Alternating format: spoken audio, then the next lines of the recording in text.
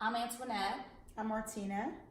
I'm 𝐒𝐤𝐿, and this is our guest host, Isha. Welcome, Isha, to This Is the Love Show. Thank you for having me, guys. and welcome back, Martina. I'm back. Y'all miss me? I know y'all miss me. I know I miss you guys too. But you know what? Been busy, been a lot, but we here, back again. Ow. Ow. Oh gosh, I can't. Today, today is a serious topic that we're talking about mental health, and that's why we have a special guest here. We are talking about stuff that we personally are going through or have been through. We're no way doctors. We're just telling you, we'll give you information that going to help you, or we're going to tell you what helped us or still helping us. Because it's something that's affecting our community, and it's kind of like it's not something that people really like talking about. Mm-hmm. Even though now I do realize that people are talking about mental health issues. Right. It's getting better. But we're just gonna explain to you our situation and what we're dealing with, what we've been through, and our special guest will also tell us our struggles and how she overcome it, or still overcoming it, or whatever. It's going to be a very emotional video, so watch out. Yeah. But before we get started, if you do like our videos, please subscribe, please like, please share. Even if you don't like our videos, share it. Somebody else is gonna like our videos. And also, if you are a subscriber, please hit the ding button, or what is the button called? I don't know, but it will Notification. Yes, the notification button, because it will ding you when a video comes on. Yeah, it will ding you. Ding button. Yeah, the ding button. It will ding you. Notify you. It will notify you when we upload a video. So just please like, please share, please subscribe. And thank you to everyone who has subscribed so far. Yes, thank you. All right. So let's get started, ladies. So my question is for you, our lovely guest. How have you gone through this mental health issue? What has been your issues? I mean, what's been your triggers? What helps you? Just explain to us your situation, basically. Mm-hmm. So, for me, it's a daily struggle. Mm-hmm. I mean, every day it's a struggle. It's like I wake up, I'm ready to fight. Like, I'm really ready to fight it. Because it really, like, most people would have a better day than worse days. Mm-hmm. I was diagnosed with depression and anxiety when I was 24, 25. That's when I decided to start staying in therapy. Okay. But so when did you first notice it? Since I think something hit me when I was 12. Okay. And I just stopped being happy. Mm-hmm. And a little thing would just trigger me. I mean, to a point my mom would think I'm really, because when I'm depressed and I'm stressed, I'm dangerous to myself and others. Okay. So I'm really getting angry and I really just act on impulse. But then they'll be like, oh, she's going through crazy, or oh, she's going crazy, mm-hmm. or probably something is going on with her. Mm-hmm. But in the African community, depression is way away from it. It's taboo. Yeah, so it's not something nobody think about. By the way. Yeah, it's nothing family or friends think about. Yeah. So even when I started seeing the therapy, they thought it was waste of money. Yes. Or it's because you get beaucoup money. That means you have a lot of money. Mm-hmm. So it wasn't that. I knew I needed help for myself. And also to keep relationships. Right. So with friends, family, and all that stuff. When you're going through stuff like this, it's really hard to keep like consistent relationship with others. Of course. I can relate to that because this is really bad. And I've stated this in our previous videos. Like when I am going through something, I do isolate myself. I isolate myself a lot, where in a way, like I find ways where I just make my phone die. So I don't have to deal. I would just be in my room, just being in a serious dark place. I get to the dark place, whether sometimes I want to, like, I'll just be like, I don't know why I'm feeling like this. Mm-hmm. And this is not normal. Mm-hmm. Like a friend of mine who's actually, he's been like such a great person to talk to. It's like, he understands, like when I'm going through things, he would tell me, don't lay in bed. When you're feeling that way, get up and walk. Yes. And he just constantly being active. Just if you're feeling, just go for a walk. Just don't sit in that place. I realize sometimes even just being at home, and this is supposed to be my happy place, and it is my happy place, but it's like just being at home, I get to a dark place. especially if I'm there. So I sometimes like just get up to wash yourself up, even if you don't feel like putting makeup on, put it on and just go outside. Yeah. It just brings another light to me. But because I said like my depression and anxiety issues, it's situational, but not. It's like there are times where obviously you go through things and it gets you to that place where you're having anxiety and stuff like that and depressed. But sometimes like there's nothing going on and I'm just still In the funk. Yeah. You know, sometimes when I would talk to my family members and I'm like, I'm depressed, and they'll be like, we all have issues, we all depressed. I'm like, it's not really. It's there's a difference when you're going through issues. Like you're supposed to be stressed out. Things are gonna fix itself, and then you get back to normal.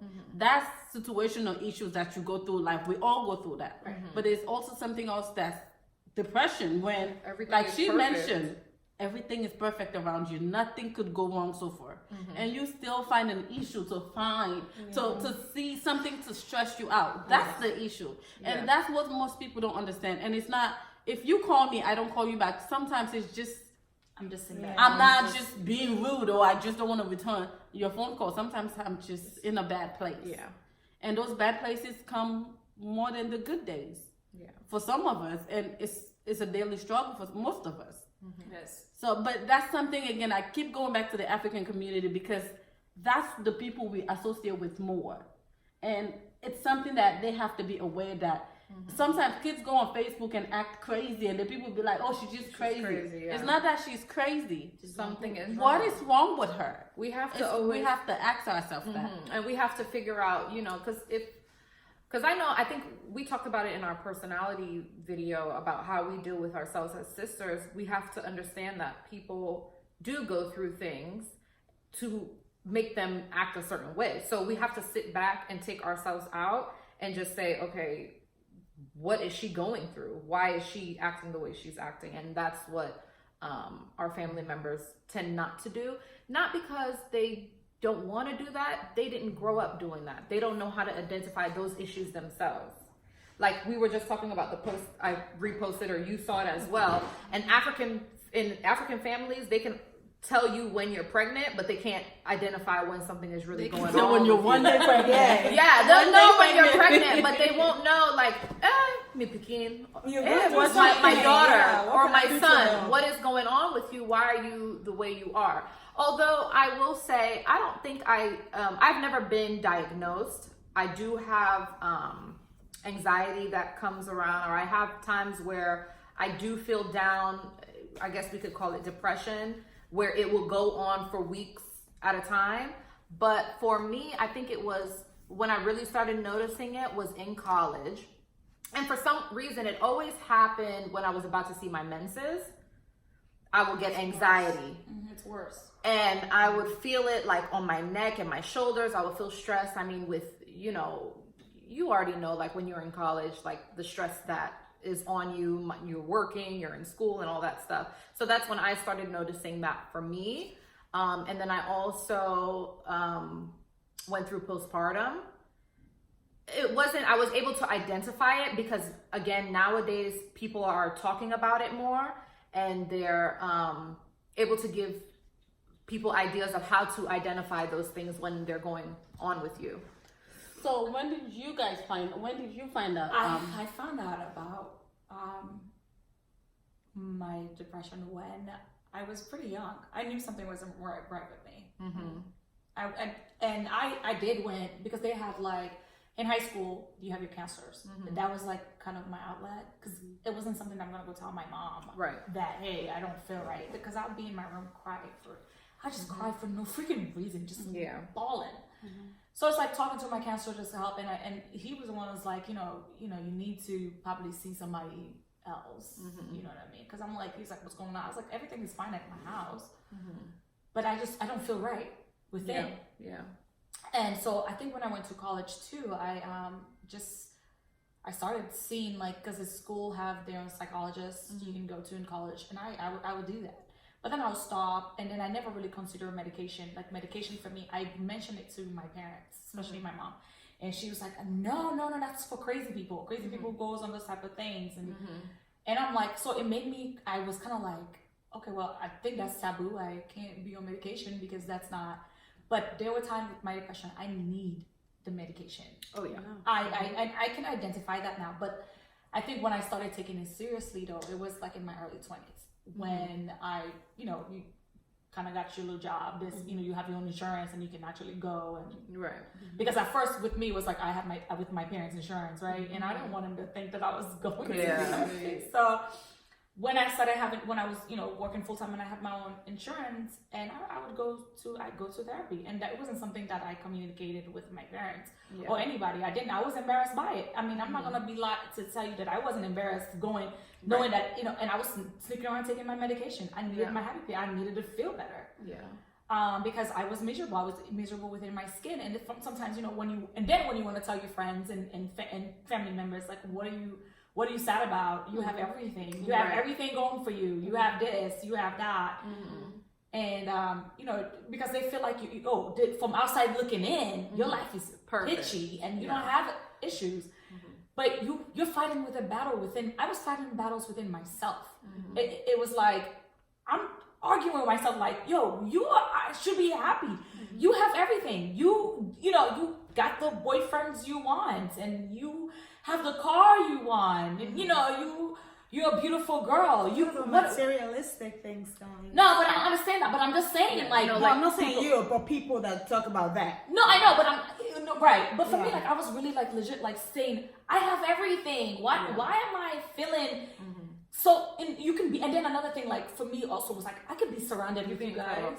I can be surrounded with you guys so much, and then I can still feel alone. Yeah. Yeah. Or like, if you see me doing just for instance, I was talking to my friend yesterday, and I said, you know what? I feel really happy. I just want to enjoy it. Because those days are far in between where I'm like, I could be laughing and playing, but I know I'm not happy. You know what I'm saying? So it's like this past couple of days, I said, for real, I feel really happy. I feel happy, and I just want to go with it. Just go with it. And of course, he's like my little hype man. Yeah, he was going in with the extra music. Come on, you girl.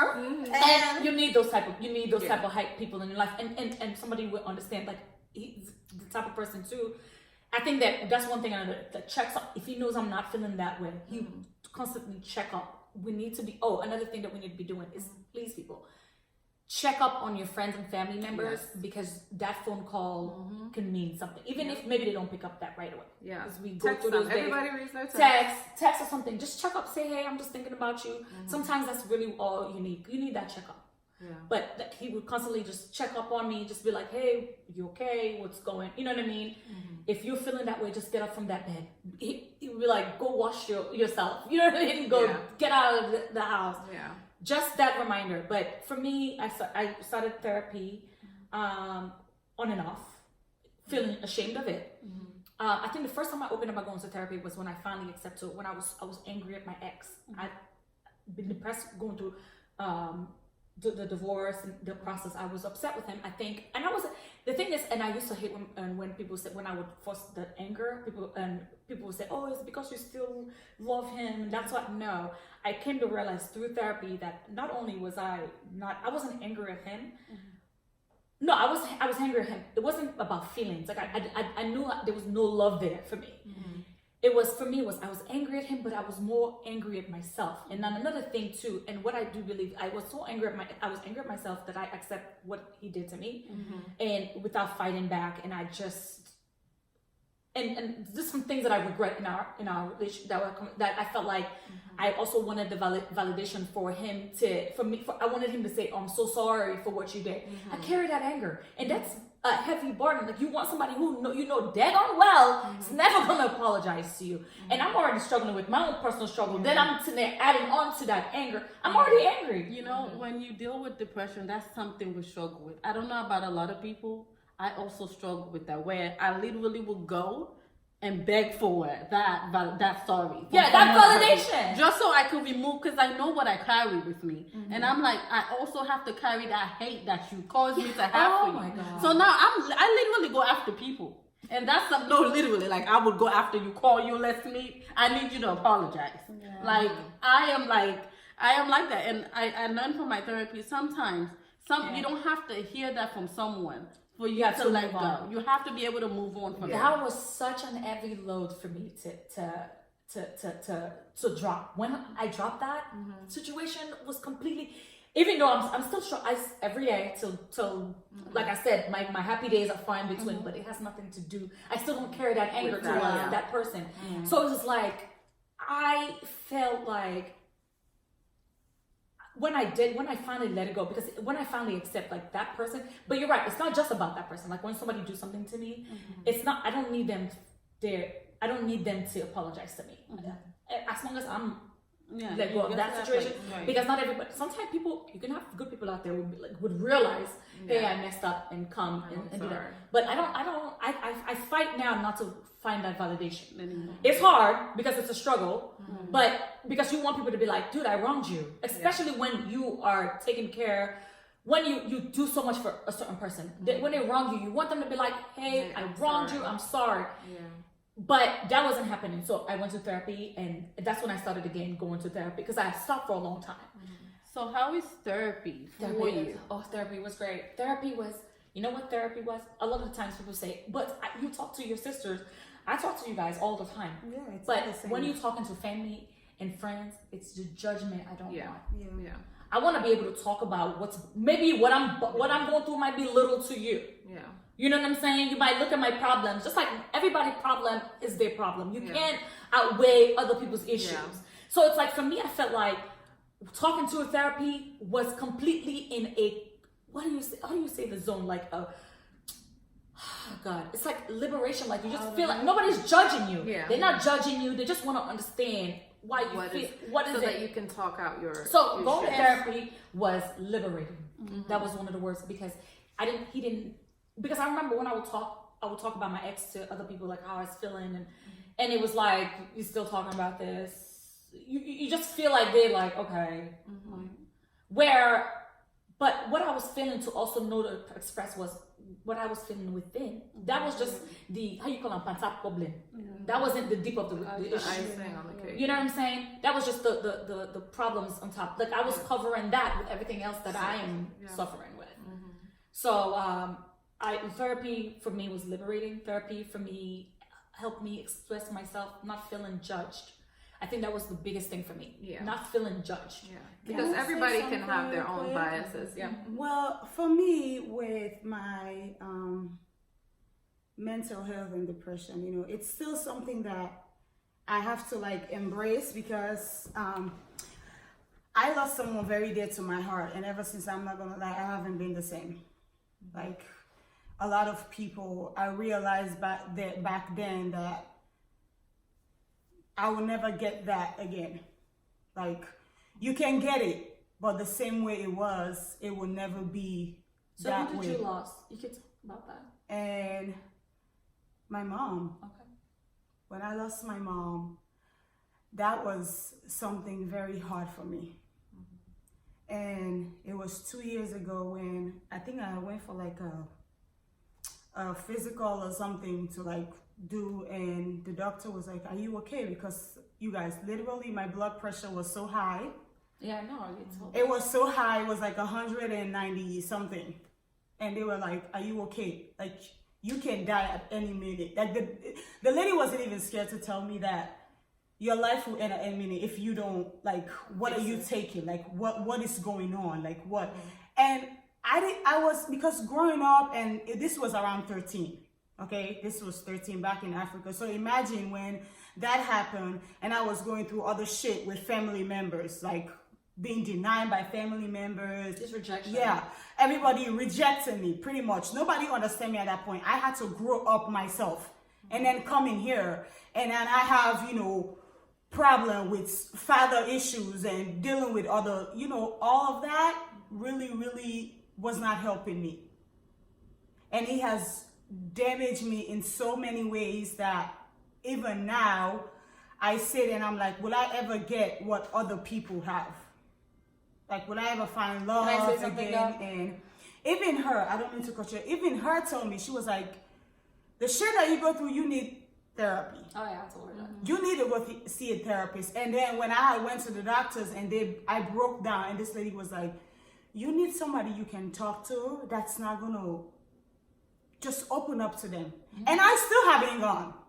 I still haven't gone because I just feel like there's so much in me that I need to open and say. And sometimes I know people take this as, oh, you know, it's this because they're Cancer. That no, it has to do way more than your whatever your zodiac sign is and your moon. And no, it takes a lot sometimes to deal with all of this. And when this lady told me that you have anxiety and a little of depression, I was like, wait, what?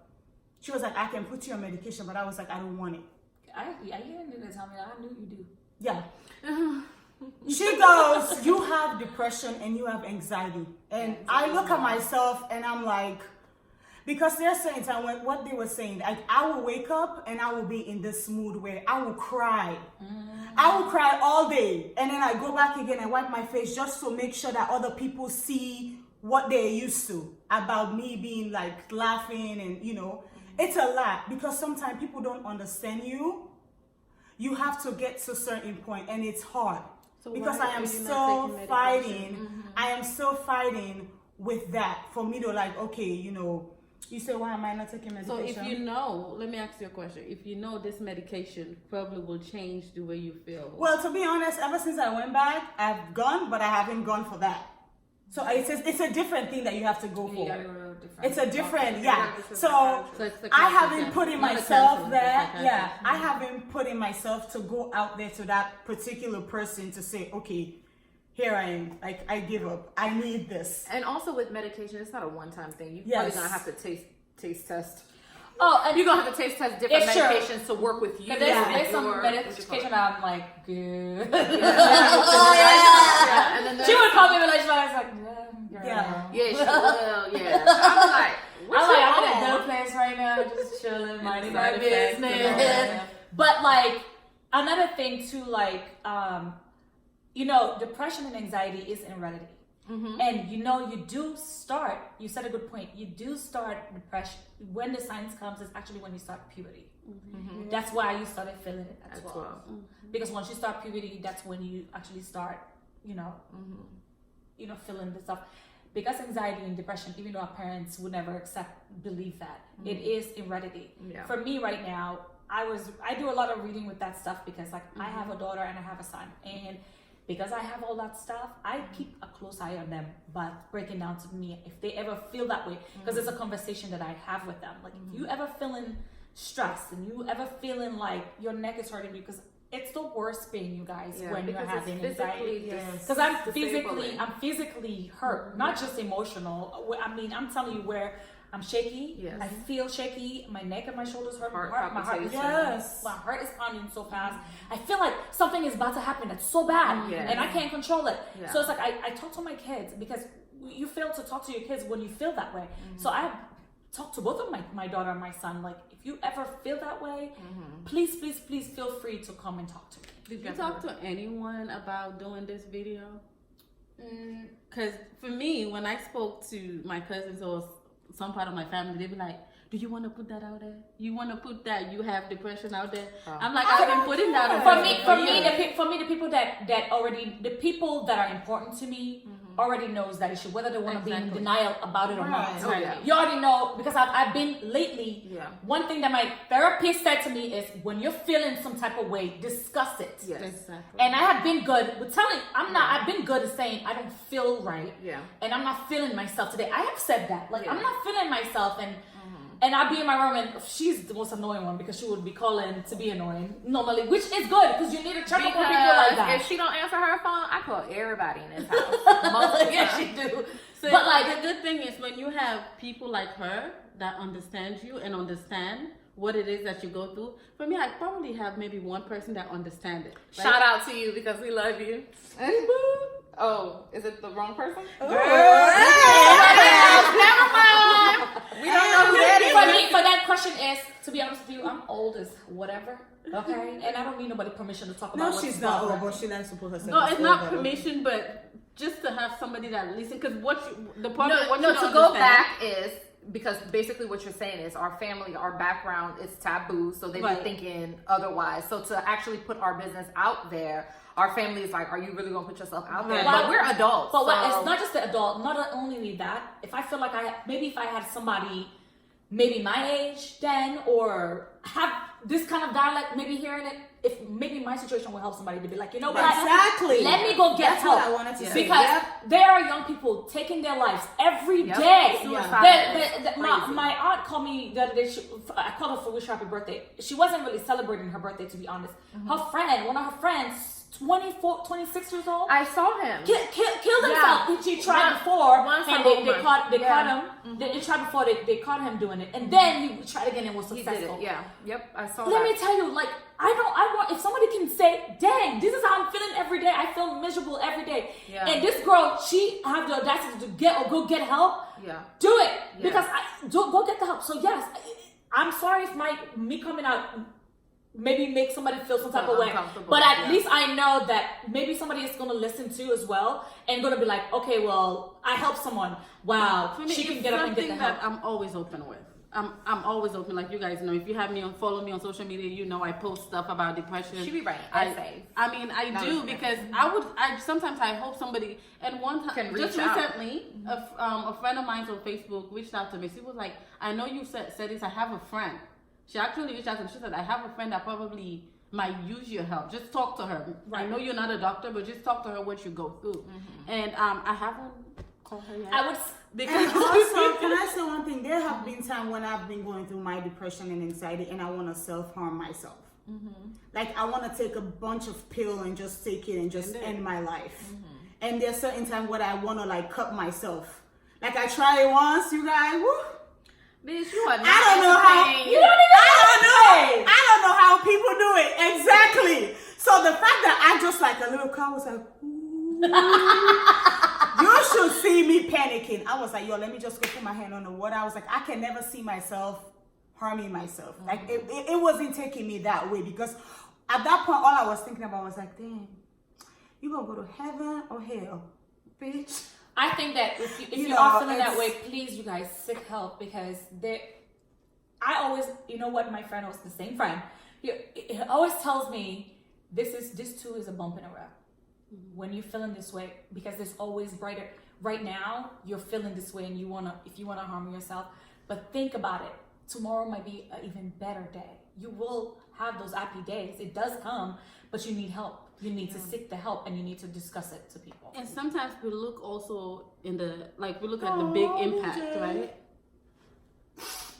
You know, I was trying not to cry, bitch, but now you gonna make me I tear don't up. want to cut you off. It's because I wrote a suicide note when I was younger.